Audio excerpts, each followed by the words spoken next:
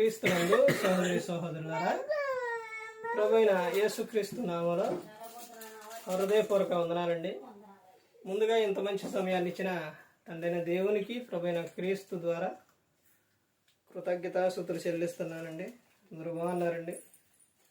వాక్యం చదువుకున్న తర్వాత వాక్యం చదువుకొని ప్రార్థన చేసుకున్న తర్వాత పాఠంలోనికి వెళదామండి.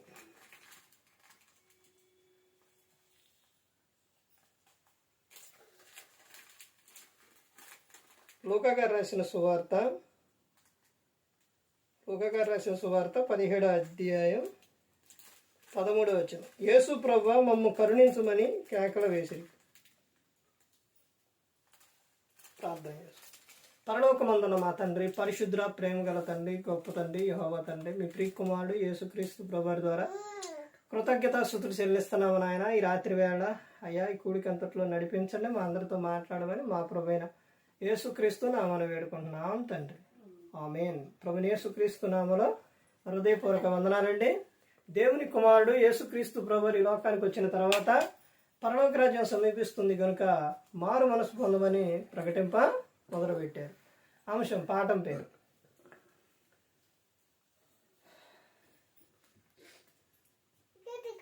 దేవుడు ఈ సంవత్సరం అంతట్లో నిన్ను కాపాడినందుకు దేవునికి నువ్వు ఏం చేస్తున్నావు? సంవత్సరం అంతా దేవుడు నిన్ను కాపాడారు, మరి నువ్వు దేవునికి ఏం చేస్తున్నావు? ఇదే పాఠం పేరు. ఇలా ఈ సందర్భాల్లోని బైబిల్ గ్రంథంలో చాలా విషయాలు ఉన్నాయి. దేవుడు ఎవరు అని అంటే మనలను కాపాడే ఆయన, కరుణించే ఆయన, రక్షించే ఆయన, అన్ని విషయాల్లో దేవుడు మనలను చేసినందుకు, మన లోకంలో పుట్టించినందుకు నిత్యము కూడా ఆయన కాపాడుతూనే ఉన్నారు. ఏ ఒక్క విషయాల్లో కూడా దేవుడు మనిషిని మరిచిపోలేదు, విడిచిపెట్టలేదు. మనిషి తన పాపంలో మరణిస్తే పరలోకానికి చేరకుండా నరకానికి చేరతారని తన కుమారుణ్ణి లోకానికి పంపించారు. యేసుక్రీస్తు ప్రభువారు ఈ లోకానికి వచ్చి ప్రతి ఒక్కరిని కూడా ఆయన కాపాడారు. ఇప్పుడు నశించిపోతున్న వారిని వెతికి రక్షించడానికి వచ్చారు. తర్వాత ఎవరైతే ప్రభువా నా బాధ ఇది ప్రభువా, నన్ను కరుణించు ప్రభువా, కాపాడు ప్రభువా, నాకు స్వస్థత దయచేయి ప్రభువా, నాకు కళ్ళు మరి కనబడే విధంగా చేయి ప్రభువా, చూపు దయచేయి ప్రభువా అని ఎన్నో విషయాలు అడిగినప్పుడు యేసుక్రీస్తు ప్రభువారు అవన్నీ కూడా చేశారు. అదే విధంగా యేసుక్రీస్తు ప్రభువారు ఒక ప్రాంతంలో మరి ఆయన వాక్యం చెప్పిన తర్వాత వాళ్ళందరూ వెళ్ళిపోతూ ఉంటే, ఇప్పుడు ఇన్ని రోజులు మనతో పాటు ఉన్నారు, మార్గంలో వెళితే మూర్ఛిల్లిపోతారని వాళ్ళందరినీ కూర్చోబెట్టి వాళ్ళకి ఆహారం పెట్టారు. అసలు యేసుక్రీస్తు ప్రభువారు వచ్చింది ఎందుకు? కానీ ఇవన్నీ ఎందుకు చేశారు యేసుక్రీస్తు ప్రభువారు అని అంటే, ఆయన ప్రేమిస్తున్నారు కనుక. ఆయన లోకానికి ఎందుకు వచ్చారని అంటే, ప్రతి ఒక్కరిని కూడా పరలోకం చేర్చాలని యేసుక్రీస్తు ప్రభువారు వచ్చారు.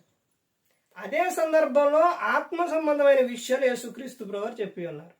కానీ ఈ లోకంలోని మనుషులు వాళ్ళు కలిగి ఉన్న బాధలను బట్టి, వాళ్ళ శరీరంలో ఉన్న బాధలను బట్టి దేవుడు వారిని ఏం చేశారనంటే, వారు పిలిచినప్పుడు వారిని స్వస్థపరిచారు.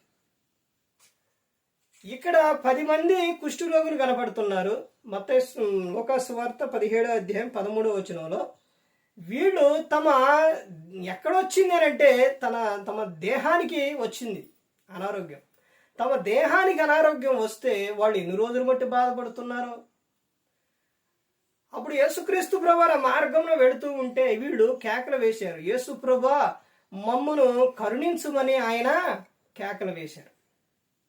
కేకలు వేసినప్పుడు యేసుక్రీస్తు ప్రభువారు వారి దగ్గరకు వచ్చి చెబుతున్న విషయం ఏంటంటే, ఆయన వారిని చూసి మీరు వెళ్ళి మిమ్మును యాజకులకు కనపరుచుకున్నాడని వారితో చెప్పిన. వారు వెళ్ళుచుండగా శుద్ధులయ్యిరి. ఆయన మాట మాత్రము సెలవిస్తే చాలు, స్వస్థత వచ్చినట్టే.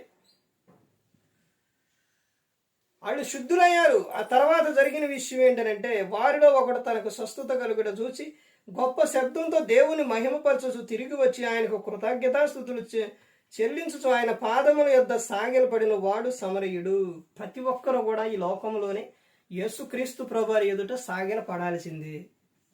అది ఇప్పుడు నుంచి కాదు, ఆదిలో నుంచి కూడా ఇప్పటి వరకు కూడా ప్రతి ఒక్కరు కూడా దేవుని ఎదుట తల వంచాల్సిందే, దేవుని ఎదుట సాగిల పడాల్సిందే ప్రతి ఒక్కరు కూడా. ఎందుకనంటే యేసుక్రీస్తు ప్రభువారు స్తోత్రార్హుడు, సర్వశక్తిమంతుడు యేసుక్రీస్తు ప్రభువారు. ఆయన ఈ లోకానికి తను తాను తగ్గించుకొని వచ్చారు. ఎందుకనంటే మానవులను ప్రతి ఒక్కరిని కూడా రక్షించాలని. ఆయన శరీరధారి ఆయన ఈ లోకంలో లేకపోతే రాకపోతే ఎలా కనపడతారు? దేవుడు ఎవరనంటే ఆత్మ. ఆయన శరీరం ధరించారు కాబట్టి మానవుడు శరీరంతో ఉన్నారు కాబట్టి మానవునికి ఆయన కనపడ్డారు. ఇప్పుడు వీళ్ళకి స్వస్థత వచ్చింది. వాళ్ళలో ఒక ఆయన గమనించి వెళ్ళి ఏం చేశారు? ఆయన ఎదుట సాగిలపడి ఆయనకు స్తోత్రము చేశారు. ఈ రోజున ఒక కుటుంబాన్ని చూసుకుంటే కుటుంబం వచ్చేసరికి ఎంతో మంది ఉంటారు. వారిలోని ఎవరో కానీ కొంతమంది దేవునికి కృతజ్ఞతాస్తుతులు చెల్లిస్తారు. అంటే మేము అందరం చెల్లించమా అని అంటే అది మీరు పరీక్షించుకోవాలి. తర్వాత ఒక ఊరు వచ్చేసరికి ఆ ఊరిలో కూడా అంతే.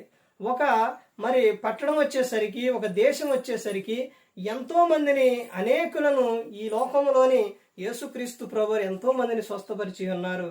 మరి ఆయన స్వస్థపరిచినప్పుడు, ఆయన రక్షించినప్పుడు, నిన్ను కాపాడినప్పుడు ఆయనకు నువ్వు ఏం చేస్తున్నావు? దేవుడి సంవత్సరం అంతటిలో నిన్ను కాపాడారు. మరలా ఇంకొక సంవత్సరం నీకు ఇస్తున్నారనమాట. ఇస్తూ ఉంటే మరి నువ్వు దేవునికి ఏం చేయాలి? ఏం చేస్తున్నావు? ఆయన చెబుతున్న విషయం ఏంటంటే, ఒకటి, ఆయనకు ఏం చేయాలంటే కృతజ్ఞతాస్తుతులు చెల్లించాలి.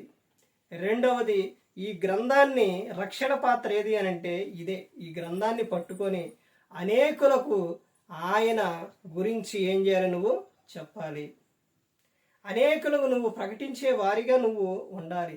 ఇదిగో నా దేవుడు గొప్పవాడు, నన్ను రక్షించారు, నన్ను కాపాడారు, నాకు స్వస్థత ఇచ్చారు, నాకు అన్ని విషయాల్లో సహాయంగా ఉన్నారు, నా దేవుడు చాలా గొప్పవాడు, ఆయనే లేకపోతే నేను లేను, నా కోసం ఆయన నన్ను ప్రేమించి లోకానికి వచ్చి నా ప్రతి అవసరం కూడా ఆయన తీరుస్తున్నారు, ఆయన కుమారుని ద్వారా ప్రతి అవసరం కూడా తీరుస్తున్నారని దేవునికి ఏం చేయాలంటే కృతజ్ఞతాస్తుతులు చెల్లించాలి.